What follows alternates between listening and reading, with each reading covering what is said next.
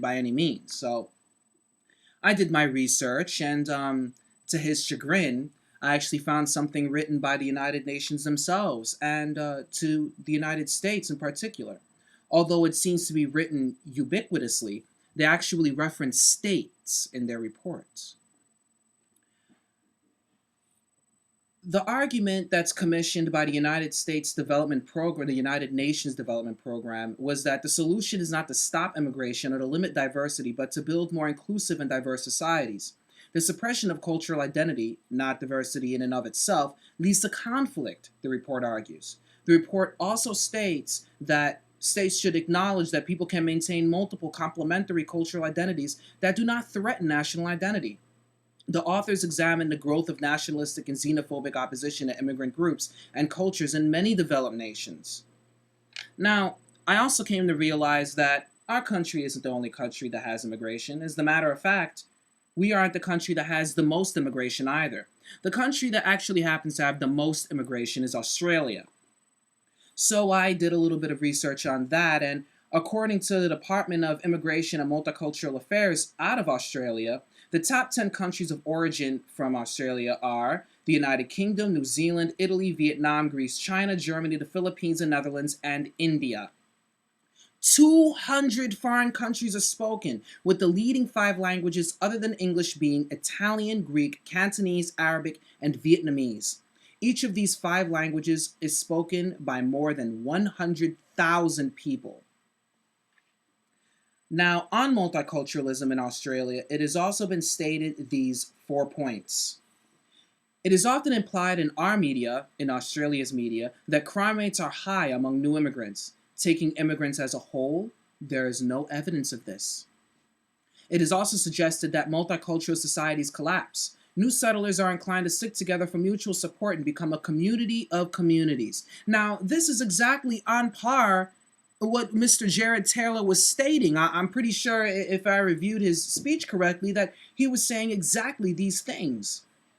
But over time, however, they tend to move out into wider Australian communities. Now, this is in Australia. Apparently, they're handling immigration quite a deal better than we are, and they have a good deal more immigration. We, Australians, also hear concerns about ghettos, the United States, and the necessity to learn from the current European experience. They suggest that US and European experiences are actually quite different from their own. In contrast to Australia's planned immigration, the US waves of immigration in the late 19th century and 20th century were largely unplanned. They don't have a common border with large and populous countries like Mexico, and America's problems has also been exacerbated by historical slave classes. What do you know?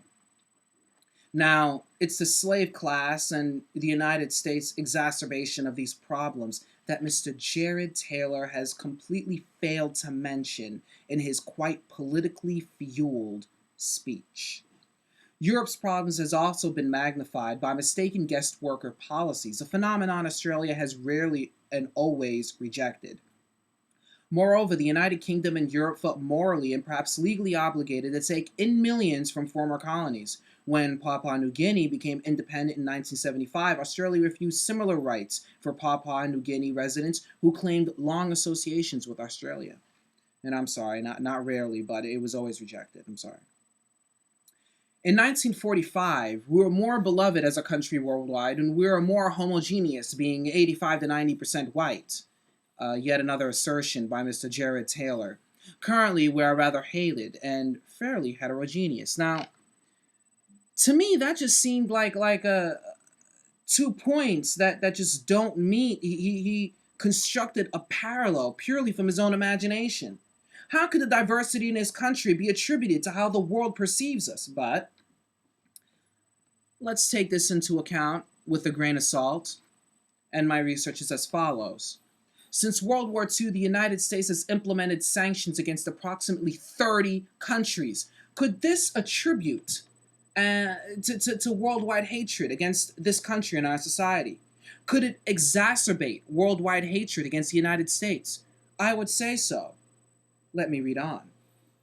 Intentional inferences and disruptions to a nation's economy and business operations occur often from many sources and are part of the white-collar crime that affects the world. Economic warfare, of which sanctions are one part, is certainly more serious than white-collar crime, and people suffer greatly from this warfare. Intentional starvation of people due to interference by a foreign source is the most serious aspect of economic warfare. It is a major crime and another form of terrorism. The most punishing United States sanctions have been against Cuba, Angola, Nicaragua, and Iraq. Funny how two of those countries are Hispanic, and Mr. Jared Taylor spoke chiefly against Hispanic Americans. Although Washington and its allies have often stated that civilians should not be made to deliberately suffer from a nation's transgressions or from war and strife, Washington's policies have guaranteed that civilians suffer from economic warfare. Economic warfare against the above-mentioned countries demonstrates damages to their populations. The United States continues its policies against Cuba. The invasions of Iraq have intensified the impoverishment of Iraq. Israel has even adopted the policy in Palestine and partially in Lebanon.